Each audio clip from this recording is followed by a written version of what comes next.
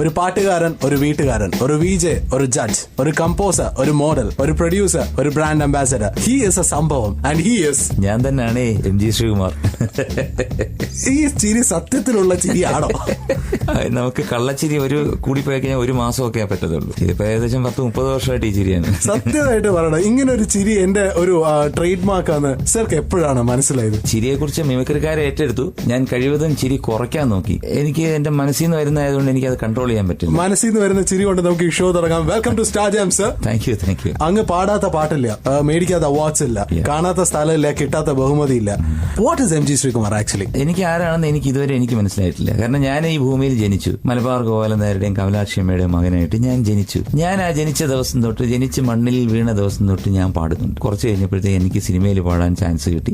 അങ്ങനെ വീണ്ടും ആ ട്രെയിൻ അങ്ങനെ യാത്രയായി. അത് കഴിഞ്ഞ് ആ ട്രെയിൻ ഇപ്പൊ പിച്ചകപ്പൂവിന്റെ റീമിക്സിൽ പിച്ചകപ്പൂവിന്റെ റീമിക്സിലാണ് ഇപ്പം ക്ലൈമാക്സ് നിൽക്കുന്നത്. Fantastic. So let's start the show sir. To start off the show എനിക്ക് സാറുടെ ഷോ സ്റ്റാർട്ട് ചെയ്യാൻ പറ്റിയ ഒരു പാട്ട് കേൾക്കണം. അങ്ങനെ നമ്മുടെ ട്രെയിൻ സോങ് തന്നെ ആകാം. പിച്ചകപ്പൂങ്കാവുകൾക്കുമപ്പുറം പവനത്രയും മുരുകി വീണുപോയി, പിച്ചളക്കുണുക്കുമിട്ടു വിണ്ടധം കടന്നിത്ര വേഗമെങ്ങുമാഞ്ഞുപോയി, നീലനഭസിൻ മേഘപടത്തിൽ മേലെ നിന്നുടഞ്ഞു വീണു താഴികക്കുടം. ഇത് ക്ലബ് FM ടൺ കണക്കിന് ഫണ്ണാണല്ലോ.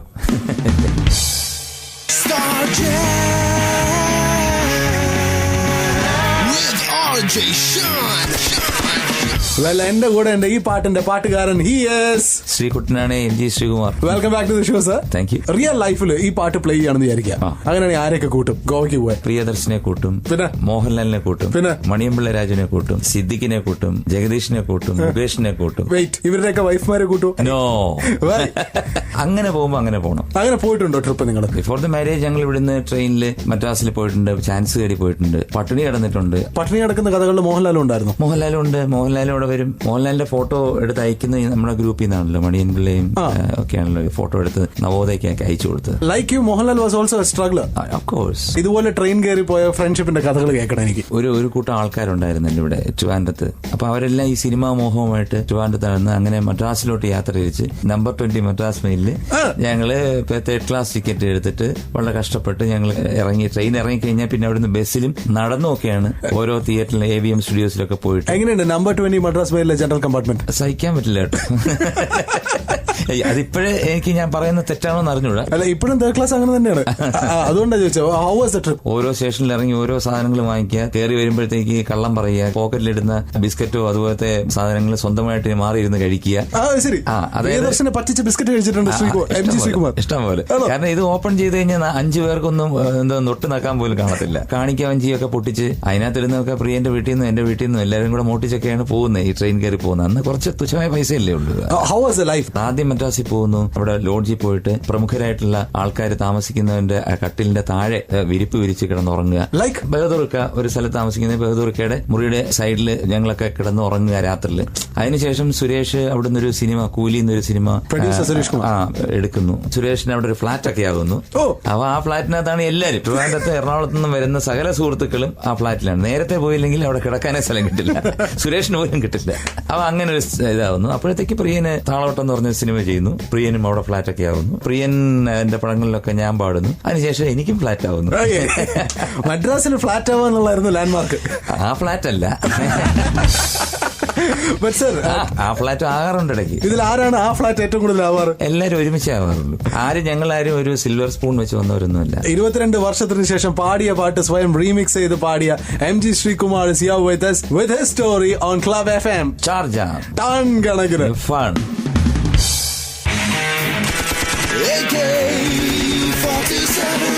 Welcome back to the show. He is MG Srikumar with us. നമസ്കാരം. Let's go for AK-47. അത് വേണോ?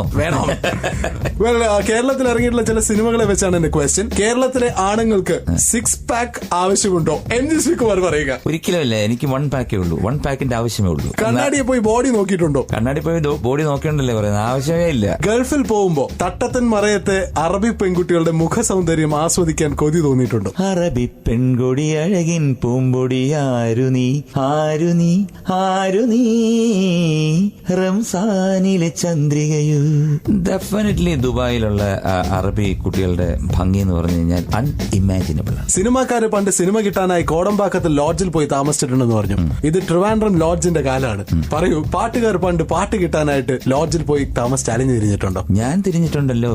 ഞാൻ മദ്രാസിൽ പോയി അലഞ്ഞു തിരിഞ്ഞ് എത്രയോ കാലങ്ങൾ ഒരു പാട്ട് കിട്ടാൻ, ഒരു ചാൻസിന് വേണ്ടി കറങ്ങിയിട്ടുണ്ട്. അങ്ങനെ കഷ്ടപ്പെട്ട് ഇപ്പൊ എത്ര പാട്ടുകൾ പാടിക്കഴിഞ്ഞു? ഞാൻ എണ്ണാറില്ല. സച്ചിൻ സെഞ്ചുറി എണ്ണാറില്ല, MG ശ്രീകുമാർ പാട്ടുകൾ എണ്ണാറില്ല.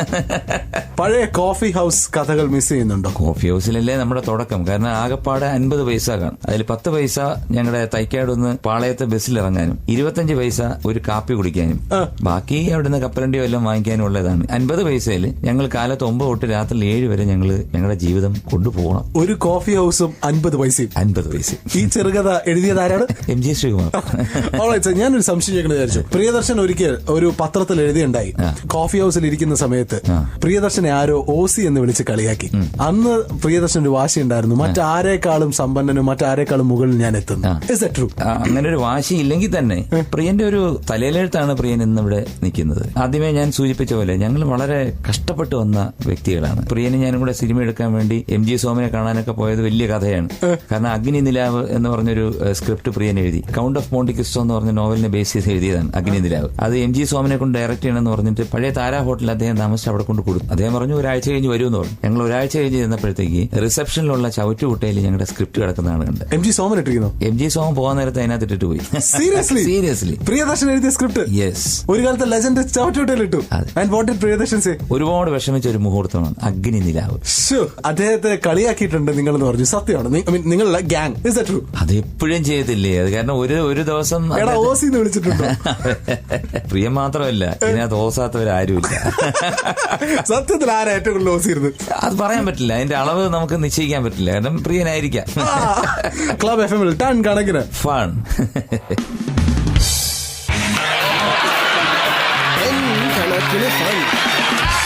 It's 10 കണക്കിന് ഫൺ. സോ ഞാൻ 10 ക്വസ്റ്റ്യൻസ് ചോദിക്കാം. MG ശ്രീകുമാർ ഇതിന് ട്രൂ ഓർ ഫാൾസ് എന്ന് പറയണം. ഡെഫിനറ്റ്ലി. Here we go. ഞാൻ ക്ലാസ്സിൽ പഠിക്കുന്ന കാലത്തെ കോപ്പി അടിച്ചിട്ടുണ്ട്. ഏത് സബ്ജക്റ്റിന്? കണക്കിന്. ആ ശീലമാണ് ഞാൻ മ്യൂസിക്കിൽ ഒരിക്കൽ ചെയ്തത്. ഒരു പ്രാവശ്യം ചെയ്തുള്ളൂ. നമ്മളൊരു പാട്ട് അതുപോലെ ഒരു പല്ലവി എടുക്കുക എന്ന് പറഞ്ഞാൽ അതൊരു മിസ്റ്റേക്ക് ആണ്. ഇനി I won't repeat it. So Gopi Sundar ഇതേപോലെ ഇന്റർവ്യൂവിൽ വന്നിട്ട് ഒരു കാര്യം പറഞ്ഞിട്ടുണ്ട്. ആക്ച്വലി കീർത്തനങ്ങളിലൊക്കെ എടുക്കുന്നതിൽ ഒരു തെറ്റൊന്നുമില്ല. എല്ലാം ഇൻസ്പിറേഷൻ. അന്ന് എടുക്കാം യൂട്യൂബിൽ നിന്ന് വേറെ ഒന്നും ഇല്ലല്ലോ. അന്ന് കീർത്തനങ്ങളല്ലേ ഉള്ളൂ. അന്ന് യൂട്യൂബ് ഒന്നും ഇല്ലല്ലോ. അപ്പൊ അവരുടെ കീർത്തനങ്ങളിൽ എടുത്തു. അന്ന് അവർക്ക് ഈ ഫെസിലിറ്റി ഉണ്ടായിരുന്നെങ്കിൽ definitely they will take from this. എന്താ ഇതിനെ കുറിച്ച് പറയാനുള്ളത്? ആത്മവിദ്യാലയമേ അവനീലാത്മവിദ്യാലയമേ മാനസ സഞ്ചരരേ ബ്രഹ്മണി മാനസ ഇത് ഒന്ന് കീർത്തനം, ഒന്ന് സിനിമാ ഗാനമാണ്. ഇത്രേ പറയാനുള്ളൂ. ഞാനൊരു പാട്ട് പ്ലേ ചെയ്യാം. MG ശ്രീകുമാറിന്റെ മൂക്കിൻ തുമ്പിൽ എപ്പോഴാണ് കോപം വരുന്നത്? അത് മോനെ എനിക്ക് പറ്റിയൊരു അക്കടിയാണ്. കാരണം വെച്ച് കഴിഞ്ഞാല് പ്രിയദർശൻ ഇതുപോലൊരു പാട്ടെടുക്കണമെന്ന് പറഞ്ഞിട്ട് അറിയാതൊരു അറബി പാട്ടിന്റെ 4 വരി ഞാൻ എടുത്തുപോയി. എന്നെ ഇനി നെറ്റിലിട്ട് കൊല്ലാൻ ഇനി ഇല്ല. നിങ്ങളെല്ലാം ആലോചിക്കേണ്ടത് ഇപ്പൊ കേട്ടോണ്ടിരിക്കുന്ന എല്ലാ പാട്ടുകളും എല്ലാ മ്യൂസിക് ഡയറക്ടേഴ്സും നല്ല രീതിയിൽ കോപ്പി ചെയ്തിട്ടുണ്ട്. ഞാനൊരു അറബി പാട്ടിന്റെ 4 വരി കോപ്പി എന്ന് പറഞ്ഞ് എന്നെ ഇത്രയും കേൾക്കുന്നു. ബാക്കി എല്ലാവരും വരിക്കച്ചക്കയും കൊണ്ട് വരുമ്പോ ഞാൻ ചെറിയ അടക്കയും കൊണ്ടല്ലേ വരുന്നത്. അത് ഞാൻ സമ്മതിച്ചു. പക്ഷെ മൂക്കിൻ തുമ്പിൽ കോപം വന്നോ ഇത് കേട്ടപ്പോ? മൂക്കിൻ തുമ്പിലല്ല കോപം വന്ന്, അടിമുടി കോപം വന്നു. കാരണം എന്നെ മാത്രം എന്തിനാണിത്? ഇപ്പൊ ഞാൻ കേട്ടത് ആറ്റുമണൽ എന്നുള്ളൊരു സോങ് സെയിം തമിഴിലൊരു സോങ് ഉണ്ടെന്ന് കേട്ടത്. അത് നമ്മുടെ രാഗരാമയ്യറാണ് കണ്ടുപിടിച്ചത്. അത് ശരി. മറ്റേ CBI MBA music bureau of investigation. ഞാൻ ഞെട്ടിപ്പോയി. കാരണം വെച്ചാൽ സെയിം ഇതാണ്, ഒരു വ്യത്യാസമില്ല. As A music director what you feel? മലയാളിയെ പേടിക്കണോ മ്യൂസിക് ഉണ്ടാക്കുമ്പോൾ? പേടിക്കണം. കാരണം Malayali is more sensible. MG ശ്രീകുമാറിന് പേടിയുണ്ടോ? 100% ഞാൻ പേടിക്കുന്നു. കാരണം വെച്ച് കഴിഞ്ഞാല് നമ്മളൊരു പാട്ട് ചെയ്യുമ്പോൾ കഴിവതും ഛായ ഇല്ലാത്ത പാട്ടുകൾ ചെയ്യാൻ ശ്രമിക്കുക. അത് ചന്ദ്രലേഖയിലെ മാനത്തെ ചന്ദ്രൻ, അതും സെയിം ഇത് തന്നെയാണ്. സെയിം. അതിന് എവിടെയോ ഒരു പിതാവുണ്ടോ? അത് വേണി ഇഗ്നേഷ്യസ് രക്ഷപ്പെട്ടു. കാരണം വെച്ച് കഴിഞ്ഞാൽ അന്ന് നെറ്റ് ഇത്രയും പോപ്പുലർ അല്ല. അത് യൂട്യൂബില്ല. യൂട്യൂബില്ല. ടൺ കണക്കിന് ഫൺ.